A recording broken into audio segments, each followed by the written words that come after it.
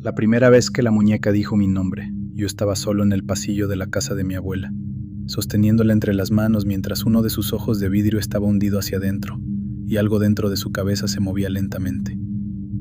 Recuerdo con claridad el olor de esa noche, una mezcla de madera vieja del pasillo, café frío que alguien había dejado en la mesa del comedor y las flores del funeral de mi tía Carmen, todavía llenando la casa con ese aroma dulce que se queda pegado en la garganta.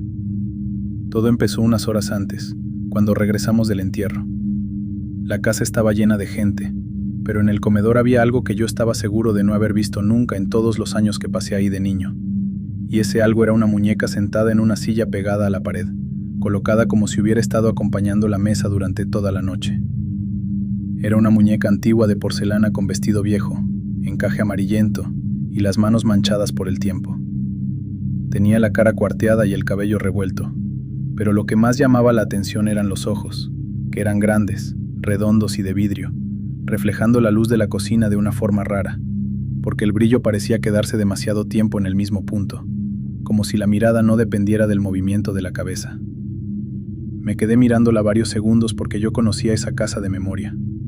Pasé ahí casi todos mis veranos de niño, y sabía perfectamente dónde crujía el piso, qué puerta se atoraba, y qué foco parpadeaba cuando hacía calor. Esa muñeca jamás había estado ahí. Le pregunté a mi mamá de quién era. Ni siquiera volteó bien a verla y respondió que seguramente era de la tía Carmen, porque a ella siempre le gustaron las cosas antiguas y que mejor la dejara en paz. Lo dijo rápido, como queriendo cerrar el tema, pero esa respuesta me dejó más inquieto, porque mi tía Carmen era de guardar muchas cosas, aunque yo nunca había visto esa muñeca en su cuarto, ni en ninguna caja. Me acerqué para verla mejor. Mientras más cerca estaba, más incómoda me resultaba su cara, no por fea sino por familiar, porque tenía esa sensación extraña que aparece cuando ves a alguien en la calle y juras haberlo visto antes aunque no recuerdes de dónde.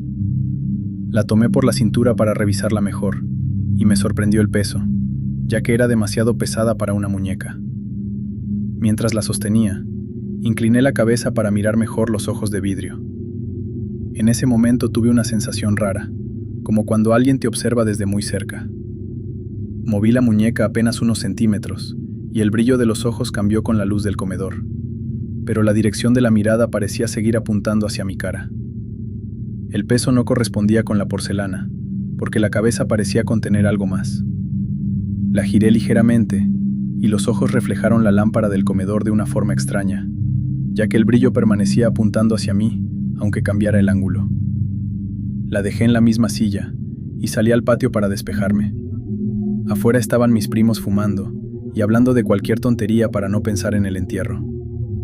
Traté de seguirles la conversación, pero varias veces terminé mirando hacia la puerta de la cocina, con esa sensación incómoda de que alguien me observaba desde dentro de la casa. Más tarde mi mamá dijo que nos quedaríamos a dormir ahí, porque mi abuela no quería pasar sola la primera noche después del funeral, y a mí me tocó el cuarto del fondo, el que daba al pasillo largo. Agarré una cobija, fui al baño, y cuando regresé vi la muñeca otra vez, solo que ahora estaba sobre una repisa del pasillo frente a mi puerta. Recordaba perfectamente haberla dejado en la silla del comedor. Pensé que alguna de mis tías la había movido mientras recogían, y preferí quedarme con esa idea. Entré al cuarto, dejé la puerta a medias, y me acosté vestido. No sé exactamente a qué hora pasó, pero abrí los ojos al escuchar un golpecito en el pasillo. Un sonido pequeño contra el piso que me hizo quedarme mirando la línea oscura entre la puerta y el marco, mientras trataba de entender de dónde venía. Un segundo golpe llegó después, esta vez más cerca. Me incorporé en la cama y miré hacia la repisa. La repisa estaba vacía. Un frío desagradable me recorrió la espalda, mientras me levantaba y caminaba hacia la puerta para abrirla un poco más. La muñeca estaba sentada en el piso del pasillo justo frente a mi cuarto, con la cara levantada hacia mí. Intenté acomodar una explicación lógica, pensando que tal vez había caído de la repisa y había quedado sentada por la forma en que rebotó contra el piso, o que yo estaba medio dormido y estaba exagerando lo que veía. Salí al pasillo y la levanté. Otra vez sentí ese peso extraño. En ese momento escuché algo dentro de la cabeza, un movimiento leve que parecía provenir del interior, como si algo húmedo se acomodara dentro. Se me apretó la garganta mientras acercaba la muñeca a la luz del pasillo para revisarla mejor. Y fue entonces cuando noté una línea oscura en el borde de uno de los ojos, algo seco entre el vidrio y la porcelana que se sentía pegajoso cuando pasé el pulgar por ahí. La regresé a la repisa y volví al cuarto. Esa noche ya no dormí. Me quedé oyendo la casa mientras esperaba otro sonido. En algún momento escuché pasos suaves hacia el baño y luego silencio, y cuando finalmente el sueño me venció, ya estaba amaneciendo. Desperté con el ruido de platos en la cocina. Salí con la idea de preguntar por la muñeca, pero antes de decir algo la vi otra vez en el comedor, colocada exactamente en la misma silla donde la había visto la primera vez. Durante el desayuno traté de sacar el tema. Mi abuela se puso nerviosa apenas escuchó la palabra muñeca y empezó a desmoronar una concha entre los dedos mientras evitaba mirarnos. Mi mamá me pidió que no empezara con cosas, y mi tía Laura dijo que Carmen la tenía desde niña y que casi nunca la sacaba. Eso me dejó con más curiosidad. Cuando todos se fueron a misa de 9, me quedé con el pretexto de levantar la mesa, y en cuanto escuché que el portón se cerró, fui directo al cuarto de mi tía Carmen. Era un cuarto pequeño con una cama individual, un ropero antiguo y un tocador lleno de frascos viejos, y todo olía a talco y madera guardada. Empecé a abrir cajones. Encontré fotos, recibos, escapularios y cartas, pero nada de la muñeca. Hasta que abrí el último cajón del tocador. Ahí había una fotografía doblada y una libreta pequeña. En la foto estaba mi tía Carmen de niña sentada en el patio de la casa con un vestido blanco y la muñeca sobre las piernas, y era exactamente la misma muñeca que ahora estaba en el comedor. Detrás de ella, junto a la puerta del lavadero, aparecía una sombra alargada que no correspondía con ninguna persona de la imagen. Abrí la libreta. Las primeras hojas tenían cuentas y listas del mandado, pero más adelante la letra cambiaba. Una frase decía que si alguien escuchaba a la muñeca hablar no debía contestarle. Otra página indicaba que no debía quedarse cerca del cuarto.